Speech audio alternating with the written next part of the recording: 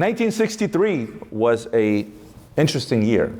John F. Kennedy was assassinated. Martin Luther King delivered the famous I Have a Dream speech.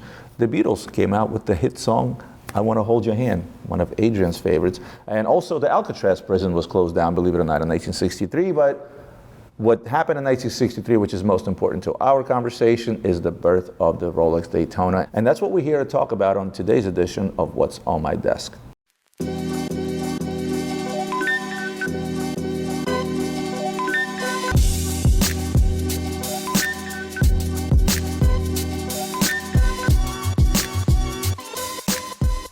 So I feel like we need to start with history because in 1963, it wasn't really a Daytona quite yet, right? So Rolex Daytona originally released, or rather the Cosmograph originally released in 1963, but I think its roots really stem back to the 6238, the original kind of, if you will, chronograph from Rolex, right? The design DNA is very apparent, the only difference is not having kind of the outer bezel that you saw on the later 6239 references and so on.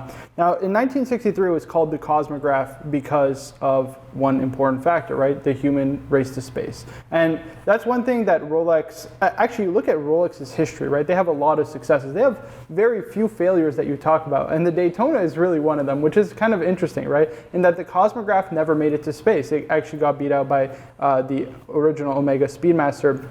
And when you think about it, like Rolex is a marketing machine. It really has achieved pretty much everything in terms of, you know, conquest of land, in terms of conquest of the seas, conquest of the airs, but it's never been able to go to outer space. And this is kind of the watch that represents, I guess, that failure in it. And that's what makes, I think, the Daytona or the Cosmograph history so interesting to me. Was it 1967 is when the word Daytona actually made it onto the dial? Yes. Let's continue on from there. Yeah, I mean, the interesting part is that it always started as a Cosmograph. Now, the Daytona originally, I think, started either 1965 around on the dial, but it was right under the 12 o'clock marker. And then it only kind of took its place above the 6 o'clock subdial, where it's been ever since, I think, around 1967, I want to say. So the Daytona itself is, it didn't start out as a Daytona, but quickly became the Daytona. Now, there's been, you know, so many different variations over the different references, right? Steel bezels, different scales, the 𝗵𝗍𝗄𝗧 bezels as well. There's even, for example, I mean, you go down the list of dial variations, right? There's been red dials, panda dials, the Paul Newman dial. There's been a yellow gold version. There's been white gold version. What are your thoughts in terms of the machine today versus, let's say, that of the Zenith machine?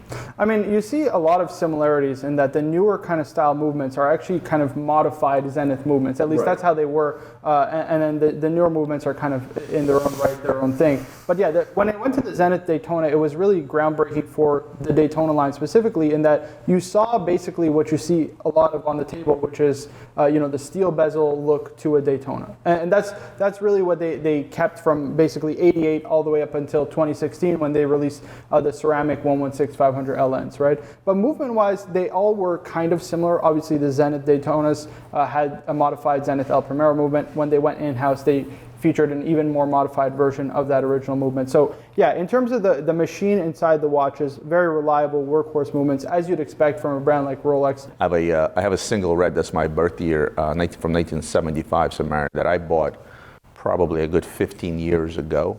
It's a 47-year-old watch. I never serviced it, and it still shows. Yeah, I mean, I just had a conversation with a buddy of mine. Well, buddy, he's a little bit older, somewhere around your age. He bought a 16520 in 1993, and has never serviced it.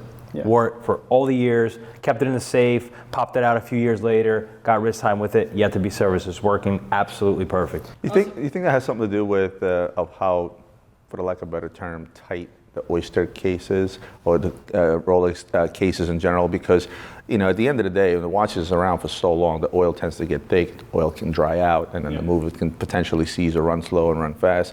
Do you think it's the, again, using the technical term, tightness of this case that doesn't allow the debris and the dust to get in there as it would in a normal watch? I think that might be a factor. I don't think it's the factor specifically. I think that it's just a testament to the quality control of Rolex, right? Again, we can talk about Rolex as a watch manufacturer. Maybe they don't have, you know, the high horology finishing of a Patek Philippe or AP or, you know, A. Lange & Söhne, but they certainly have what I think is probably the best industrially built watch on the market, period. And the fact they can do that to scale is what's impressive. Exactly. To make a million watches a year and not have the rates of error that most companies do, be it in technology or anything else, is super impressive. And that's exactly why consumer confidence reigns supreme in Rolex. Of course. I mean, if you have a watch that doesn't need service for 20 plus years, I mean, that just is a testament to the quality of the watch. It's like they said, they used to make them this way, right? When it talked about appliances and cars and things of that nature. Right now, the cars are designed to last, your warranty period, and so are the appliances. And everybody wants to sell you that extra warranty. But speaking of scaling, Adrian touched upon the scale that they do this to today, to the tune of 1 million plus watches a year. There's a reason why they scale that, and I want to jump into iconic partnerships, iconic figures that are marketing. Rolex is a marketing machine. I've always said it. You can be in the desert dying of thirst, and if you have a Rolex on your wrist, you can buy 6 camels and 6 wives to go along with it, because Rolex is just that recognizable. Let's talk about some key figures. I would probably start with Paul Newman. Yeah. I mean, Paul Newman is the most iconic figure when it comes to specifically Rolex Daytona, as far as I'm concerned. Again, not mentioning the modern guys, we'll get into that in a second. 6239 with Paul Newman dialed sold what, 18 million in auction in 2017? Yeah, just under 18 million. And then there was a second, I think it was a 6241 that sold again for just almost 6 million. If I'm the 6263 Big Red did 5.5 million in December 2020, which was a funny time if you think about it, right? Who else do we have on a list as far as? We have, I think, probably the greatest modern Daytona collection is Mark Wahlberg. Yeah, we're definitely getting into moderns. So if you want to talk about iconic figures and you want to talk about modern figures, like most things would think a Roger Federer, right, for example, right, absolutely. synonymous with Rolex. But he's more a Rolex but he's more of an ambassador, where if we're going to talk about Mark Wahlberg, we can actually show off some of the stuff that he has.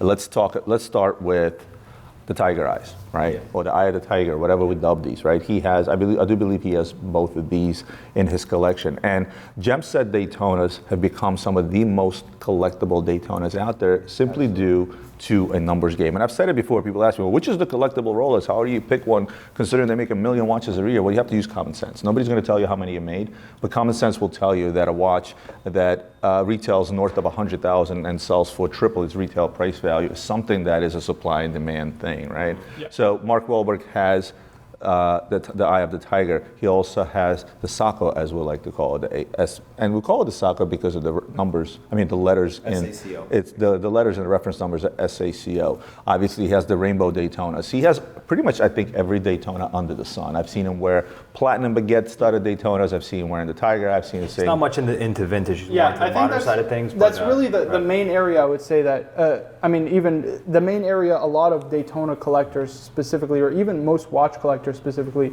tend to neglect is the vintage side of things, right? And I think that's kind of a shame. Mark Wahlberg, do you think Mark Wahlberg is one of those guys? Yeah, definitely, because he has pretty much every modern reference known to man, but he certainly is lacking, I think, in this area. Yeah, I think to go back to your point, I think Mark Wahlberg has some of the best relationships that you can possibly have with authorized dealers, right? Yeah. Anything new. I actually just had a conversation with somebody yesterday about a huge Rolex collector. Great point of contact at his AD. And we were discussing a Rolex Rainbow, right, which is the most sought after modern Daytona, period, right? I think the Tiger Eye is a close second at this point. Yes, Tiger Eye is a close second. And one of the things he mentioned was, listen, I've been doing business with Rolex for 20 some odd years. You know, I bought everything under the sun. And my point of sale, which is a humongous point of sale, is only getting one a year. He goes, I guarantee the next one is going to the likes of a Mark Wahlberg, to the likes of a prominent figure, right? Yeah. So that's what makes it even more exclusive, is the impossibility to buy it at list today. And if it does go to a figure like a Mark Wahlberg, you know it will never be sold. He may gift it to someone, but it will never be sold, meaning it will never make it out on the secondary market, which is, you know, these things, to say they make one a year, it would be a lie. They do make quite a few. Yeah. Well, in comparison to a steel Daytona or a two-tone Daytona like this, yes, I get it. But the reality of it is that those that actually end up getting them, they don't resell them. And that's why the supply and demand are so short. I'd say that also plays into the kind of iconicism of the Daytona itself. People want what they can't have at the end of the day, Absolutely. Right? And so the Daytona is so iconic, and part of the reason is because you look at these key figureheads in media and what have you, that have these precious watches that you just can't get your hands on. And I think also what plays into it is, we have such a variety here on the table, right? You look at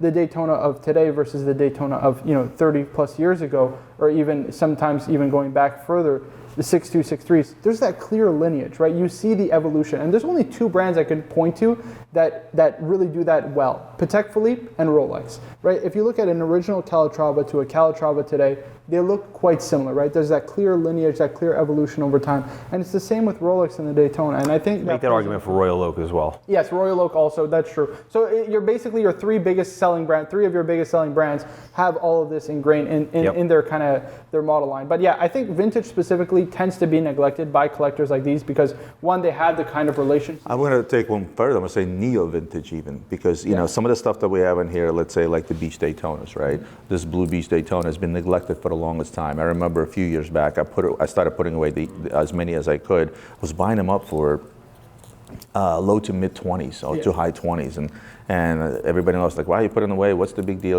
And case in point, these are trading upwards of $100,000 depending on how complete they are, et cetera. The box is important. The strap is really important. You cannot find these straps, right?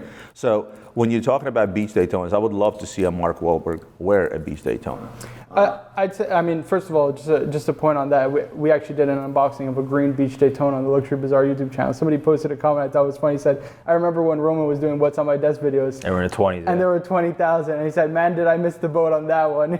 So I get a lot of, sometimes I get a lot of heat when I start mentioning the term sleeper, right? And I should do a separate video to say I told you so. Literally collect all the old footage where I said this guy is a sleeper. That's a good one. And showing people that look, this has tripled, this has quadrupled, this has quadrupled in value, and so on and so forth. I did the same thing on Zenith Daytonas, yellow gold Zenith Daytonas, right? Plain Jane Zeniths, right?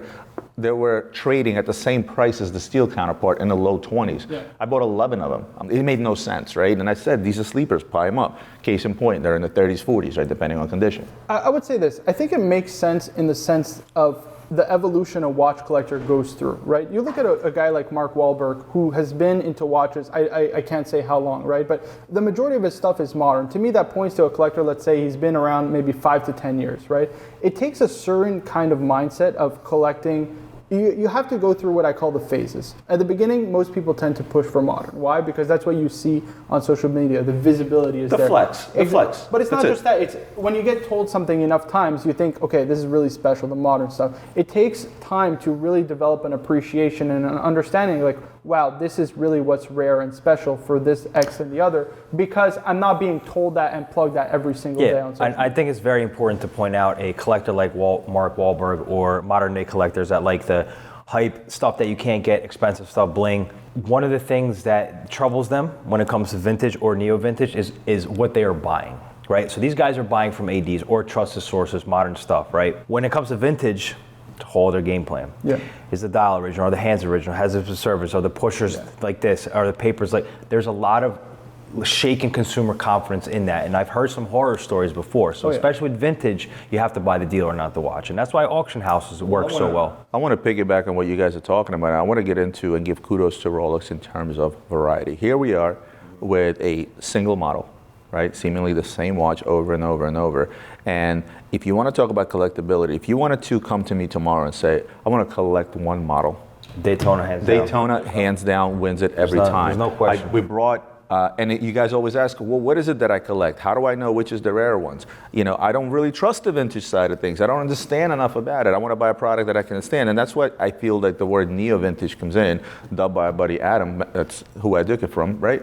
And it's the neo-vintage stuff that's more understandable, that's a little bit more transparent, that odds are it's going to have original box and papers because it's just not that old. And well, you're also going to have information from Rolex themselves. Exactly. There's some vintage stuff that you can get any reference points on. Rolex's records are terrible, right? This is why we end up with some Frankenstein watches in auctions. We won't mention any names, right? No. But let's look at things like dials, right? Honestly, any collectible vintage, neo-vintage, or even modern watch, it's going to come down to a dial most of the time. Right. And these dials are going to be those rare dials, such as exotic dials. Let's say a rubellite dial on a Daytona such as this. What's the market value on a watch? So the rubellite dial in this condition with actual OG papers is upwards of $70,000. Now again, any type of these natural minerals that come from Earth, such as sodalite, such as rubellite, such as meteorite, right? These are things that can actually vary in price depending on the actual stone itself, because as we know, each single dial is unique to itself. Here's a good example. Right? So we've had meteorite dials two simultaneously together that we paid the same price for, that a customer was willing to pay more for one than the other. So it's really in they're piece unique if you think about it. So the beauty is really in the eyes of the beholder. Yeah. Which stands to for Vintage, and here's a case in point. He had two rubellite sodalite watches. I take it back. I mean, obviously one is much rarer than the other. You have the sapphire baguette bezel. That's the other one. You have the sapphire baguette bezels. Yeah, I can't even. Sapphire baguette bezel on this one, and the dials. One is darker than the other, right? Again, natural stone, and it becomes a question of how appealing something like this is. I remember these watches with the baguette bezel. There are variations of them. They did a ruby baguette bezel with a diamond @𝗵𝗿𝗲𝗍 that we sold that one at the last show for like 195,000. I can attest to the fact that my father actually just purchased for my mom as a anniversary gift a diamond dial Daytona white gold, 116519. Yeah, which is. And I pointed her. You know, we put our money where our mouth was, so I pointed her right into that. Yeah. She was like, "I want a new watch. What do I get?" I pointed her right into it because I told her of how special. And around 2000 is when 116519s came out, white gold, right? And they started making different dial variations, different gemstone variations. And I think that was a turning point. And a lot of brands since that time kind of followed suit, right? Nobody's been able to do it as well as it Daytona. Let's talk about various mother of pearl dials. Mother of pearl is also, it's not a stone per se, it's a shell, theoretically, well, not technically, well, actually. So, and no one mother of pearl dial looks alike. Let me see your watch. Let me see the watch that you're wearing.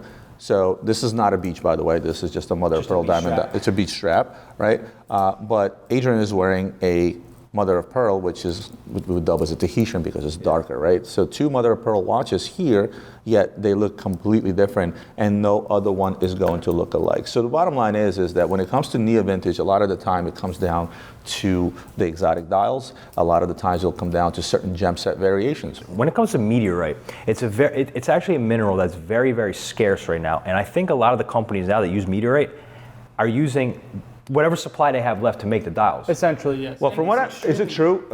Hold on a second. Is it true that Rolex has acquired a piece of meteorite, and they're slowly running out of that piece, and then once that's done, which is why these watches will no longer look the same. And again, here are two meteorite watches that are the dials are completely different. Yep. Right. One is a white gold, and the other one is also white gold, but on a strap. And again, two completely different watches. Yeah. So most watch manufacturers will source the meteorite from the Gibeon meteorite. Now, because it's a protected kind of, if you will, like actual stone.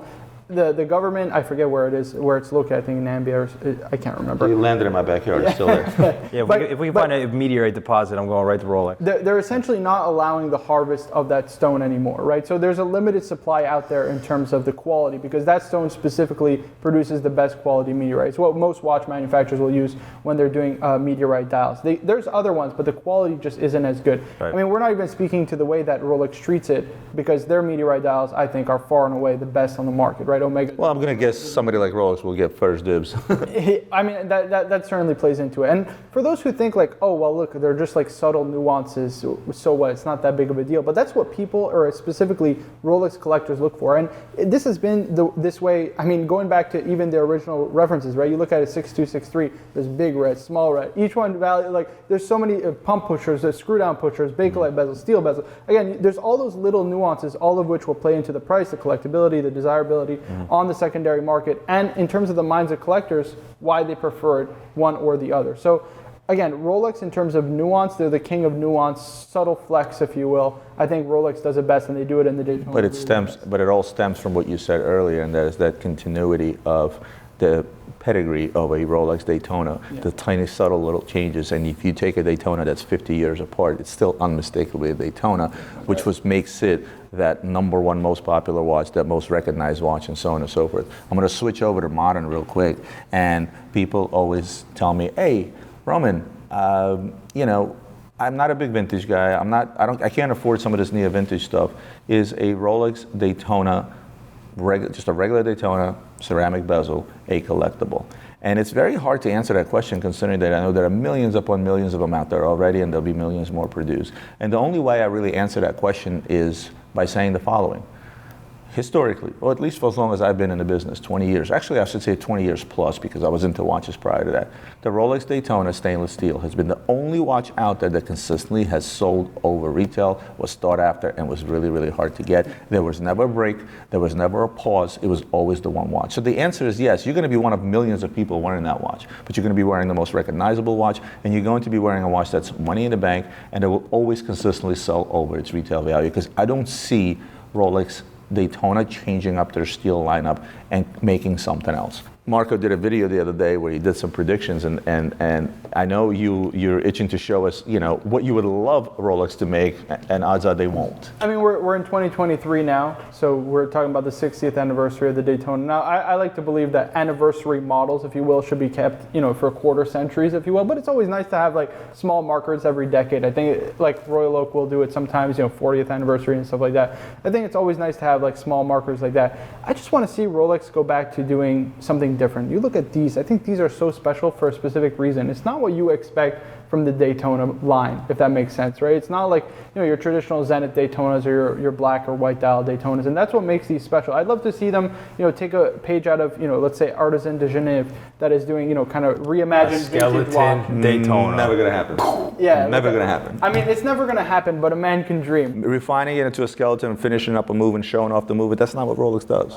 You're right. That certainly isn't in vogue. I'd love to see them even reimagine two-tone. They've shown an emphasis on two-tone with the re-release of the new root beer. Also, I'd love to see maybe even two-tone in other places, but I'd love to see it with a ceramic bezel specifically. You look at a two-tone Daytona, it's pretty much remained the same from basically the time of the Zenith two-tones, the 116520 Daytonas to today. I'd love to see a reimagining it. This with a ceramic bezel? Yeah, I'd love to see a reimagining of it in the same way that they did the steel models, right? The steel models had that update in the 116500 LM. The two-tone never did, and I'd love to see something a little different. I think the ceramic bezel is the way to go. Yeah, every time I put on an Oyster Flex, that's more realistic, by the way. Well, every time I put on an Oyster Flex Daytona in a precious metal, I think, wow, what if this had a matching bracelet, like the gold? Yeah. I just did it with a white gold Oyster Flex 116519 Panda. I'm like, wow, on a white gold bracelet, this watch. But I think those are things that are coming. Those are those incremental changes that you see happen over years and years and years. So I think the last two things that you just mentioned, I think is going to happen. I'll give you one hot take of what I would love to see. Going back to the Kermit. For the 50th anniversary, they produced the Kermit, if you remember. That was a 50th anniversary watch. If they produce a stainless steel Daytona with a green dial and even green bezel, I mean, out of the gate, it's going to be like 5 times the list. Listen, if they do a platinum, platinum is the king, right? Across Daytona, across other brands, they do a platinum Daytona with a green dial for the 60th anniversary. I will be very upset because I won't get one on that list for a long time. But look at the performance of the Kermit, right? If you look at the first edition Kermits today, they're original. I remember this till this day because a buddy of mine called me when these came out. He said, "Do you think these are a good idea to just buy up and just throw in the back of the safe and wake up 20 years later and see what happens?" Original list price on the watch was $5,100 on the Kermit. And some of the good NOS examples are traded upwards of $30,000 right today. And again, it's you can still pick them up in the $14,000, $15,000, $20,000 depending on condition. Fat for and skinny for, whatever. I'm doing the numbers in my head. I'm like, Kermit, what are you talking about? 50th anniversary, but it's right because Kermit's a subs were before Daytona, so I'm like, I got confused. So look, it's one of those things where my hot take, I would love to see a stainless steel, not a platinum, a stainless steel Daytona. Green dial, and possibly even green bezel, see what that looks like. Stainless steel? Which they've never done before, by the way. I think they pretty much always stay true to I personally think that if they make a unique dial like that green, I think that they should keep it to precious metal, low production. There's also, stone dial options. You can go malachite, right? Go back, they've made malachite dial watches. I mean, the day-date malachite is one of the most collectible watches out there, right? It's like the Onyx, et cetera, but they do have options. A jade dial. There's so many ways they can even they can keep a white dial with onyx sub dials. There's so many different ways. As we mentioned before in our video that we spoke about when we did Royal Oak, that Royal Oak we had patented as actually the best canvas, open canvas, right?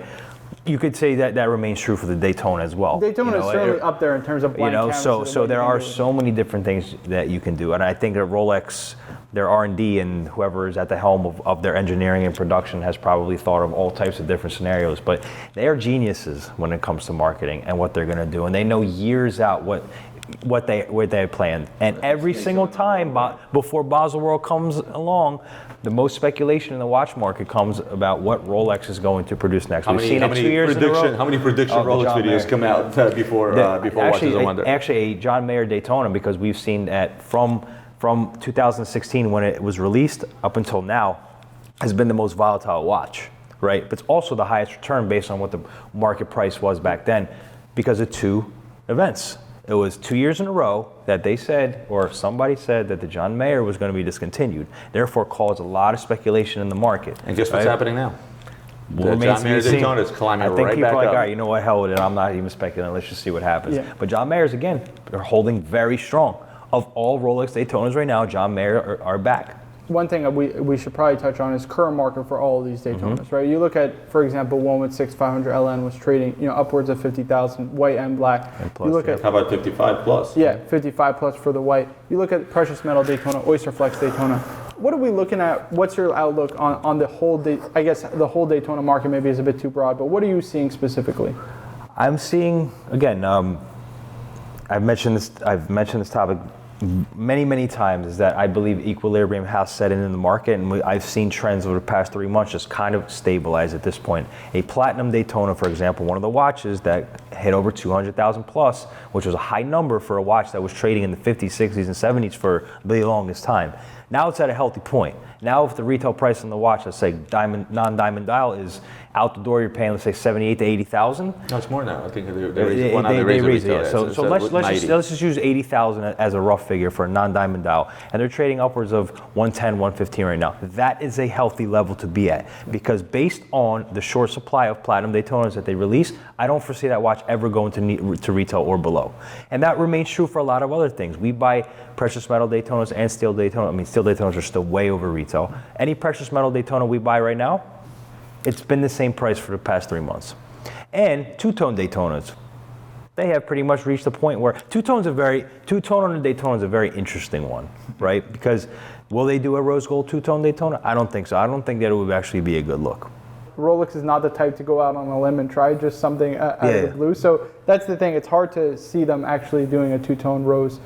Two-tone yellow, again, because it's the 60th anniversary, if you're going to revamp anything, I'd love to see them revamp and reinvigorate two-tone, because they've looked the same for the past 30 years. Let's go back to the market values. Let's talk about some of the big boys. Let's go back to the Tiger Eyes full pavé. And by the way, hot take for you. I know Adrian hates me for this, but I prefer this over the Rainbow Daytona personally. I think I like the look of this better. It's just a personal take. I don't think it's a hot take at all. Oddly enough, when it came to the Rainbow Daytonas, I like the Rainbow Daytona without the pavé bracelet, but when it comes to the Tiger Eye, I actually like it with the pavé bracelet. And again, this is just me saying what I personally like physically. But let's talk about the market on these two, because this was a big splash. What did the full pavé go up to? Can I tell you my favorite thing about the Tiger versus the Rainbow? Please. And this is for aftermarket purely, is that you can very easily replicate a Rainbow Daytona, okay? And I have seen You're talking about for aftermarket pieces. So you could take a rose gold or a yellow gold or white gold even for that matter, and you can make it custom, and it can look almost one to one. You can't do that with a Tiger Eye. I know. Replicating that dial is next to impossible. Replicating the Tiger Eye dial is something that you cannot do. I mean, you'd have to be sitting there. I don't even know. I mean, I don't think it can be done. Let's talk about market prices on these at the highest speed. So at the highest full pavé, Tiger Eye got upwards of $650. And matter of fact, this one, the non-pavé bracelet, wasn't out during the crazy spike in hype. Right. This actually came out after this. Well, the Oyster Flex came out first, and then this came out. The Oyster Flexes were trading upwards of 300,000. This one with the pavé diamond band was trading upwards of 600,000, and this one kind of came out pretty much at when things started to go downhill. So the highest I've seen this was around 375 mark, and now it's hovering around the 275 mark. So again, there's not a lot of these out there. These guys took, again, that same about 30% hit, if you will, much in the likes of a regular rose gold Daytona or platinum Daytona, et cetera, et cetera. What about the Sacos? Yeah, so with the Sacos, I remember we were at a show in New York, and we were asking the same price for the Oyster Flex as we were in the one on the bracelet. Remember that? Because they're just that rare, right? I would probably bet that the Sacos are even more rare than a Rainbow Daytona. Obviously not as much in demand. However, they were, I remember I was offered one actually from an Indonesian gentleman. And I almost bought it, and I didn't. And I was debating back and forth. I'm like, it seems kind of expensive, you know? It's a yellow gold Oyster Flex watch with an orange Seiko bezel. It's worth $105,000 at the time. It's worth more today. But that's just what it was, right? And it just. I think people have. How about I did the same thing when the Rainbow Daytona was announced? Remember our friend from Moscow? He called me up. He's like, listen, I can pre-order this watch at 20 off, and I'm like, yeah, I don't know. It's kind of like weird, like this whole rainbow thing. 20 off retail. At the time of retail, well, it didn't have the 𝗕𝗏 case and bracelet. At the time, retail was like $82,000. I'm like, $80,000 Rolex. I'm like, seems expensive, right? Little did we know this is going to happen. That's also a testament to how the market has evolved over time. When you look at the Daytona was always a tool watch, or at least that's how most people viewed it. That's why steel has always been the most collectible, the most desired. And then it kind of flipped once we kind of got the advent of social media. You saw so many celebrities, so many social media outlets plugging these kind of rarer gem set pieces, celebrities wearing these kind of watches, and that's what ultimately became more collectible over time because of rarity, right? People understood the supply of these is so few and far between compared to a steel Daytona, which they make, let's say a few thousand every single year. Sum things up on this conversation. Again, we're not giving you guys any information that you already don't know. This is the most collectible. And I think the idea of this video was to spotlight what I think is the biggest achievement in the world of horology. And I hate to say it, that number one place goes to a watch that, from a horological perspective, is really not that big a deal. But as far as achievements, I shouldn't say horological, I should say achievement in the watch industry, is to consistently provide a product that there's more demand for than there is supply, while creating millions of watches. At the same token, making it the most collectible, the most recognizable. And kudos to Rolex, because it's been 60 years and they're still here, and number two is way down here. Yeah. I can't think of another watch that is more iconic than, well, maybe his Laurent Ferrier. It's crazy that it's a watch that is, like we mentioned many times before, is the most iconic watch out there and has been the best performing watch out there, and yet still doesn't have a date wheel. And I can accept that. Actually, I think I like the fact that it has an uncluttered, no date dial. It just makes it works for a lot of people. It's the only watch that I can wear without a date wheel. Yep. Do you think we see a future of the Daytona? Where they put a date wheel? No. No, when they go back to, Rolex did make some perpetual calendars, right? Do you think there's a future on a Daytona? Because if they did that, if they went back to that complication, I think Daytona would be the perfect candidate. I think Rolex understands their niche. And they don't need to. Yeah, I think they don't need to. That's the key point. But I don't think it's just that. I think they understand their niche and they don't want to either. There's no point. What are they going to accomplish in the minds of people by creating a perpetual calendar Cellini? What are they going to compete with Patek? They've solidified themselves as Rolex is performance and performance is Rolex, right? They understand that the likes of creating a perpetual calendar, a minute repeater, requires a lot more additional R&D and problems, right? Yes. Which they don't need. But it's also not in vogue with the Rolex brand. A perpetual calendar can be a delicate mechanism, right? It requires service more frequent. Absolutely. It's more prone to breaking. It's a springy movement, so the date changes can cause problems. I mean, we talked about it earlier. A Daytona not having service for 20 plus years is just a testament to the quality. I don't know if Rolex can emulate that kind of quality in a high horology product. That's exactly right. I don't think that they want to do that for that reason. That's part of the reason, for sure. So Rolex is king, as they say, and Rolex is king as a brand. Daytona is king as a watch, or maybe in some cases queen, right? But with that said, I don't think in any near future, or at least in our lifetime, we're going to see a single watch from a brand, any brand, that will ever surpass the Rolex Daytonas. This is the most collectible. This is the number one watch out on the market. It's going to stay like this for a long, long time. And as a watch enthusiast, I am happy to see the multitude of variations that Daytona has already come in. We haven't touched upon, I think, even 10% of the variations that you can see the Daytona in. I can't wait to see what's in store for the Daytona. I can't wait to see what they do for the 60th anniversary, and I guess we're just gonna have to wait for Watches and Wonders to find out. Before we do wrap up, I would like to ask you guys, what are your top 3 favorite Daytonas? I know I kind of hit you at a left field here, but I mean, listen, you have to go with go vintage, vintage model. You got to go with a 6263 Paul Newman. I think I'm going to pick the Legend Yellow Gold. I think there's only 12 made, sold for like $4 million at auction. That's my pick in vintage. Okay, neo vintage. Neo-vintage, I would just go with a 116520 black, just a standard classic black, because it's such an important reference point in the Daytona line. Steel is the metal to have, in my opinion, when it comes to the Daytona. So 116520, first automatic. 16520. 16520, yeah. Modern? And then modern, I would probably go, you got to have some kind of stone dial in there, so I'm going to go with a modern meteorite dial. I'd probably go with the older reference ones, the one with a full meteorite dial. I actually prefer that to the newer ones with the black subdials. So for me, I'm going to go with the JPS from the vintage side of things. For neo vintage, I absolutely love aesthetically a nice 16520 that's been Patrici'd and a really nice bracelet form.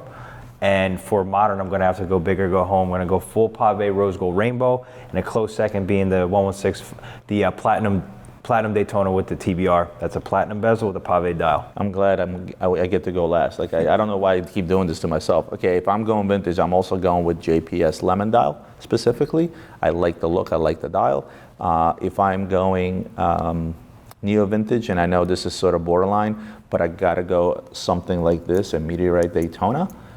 Specifically on a strap, and the reason I say that is because I feel that a bracelet always takes away from the dial and the beauty of the meteorite dial.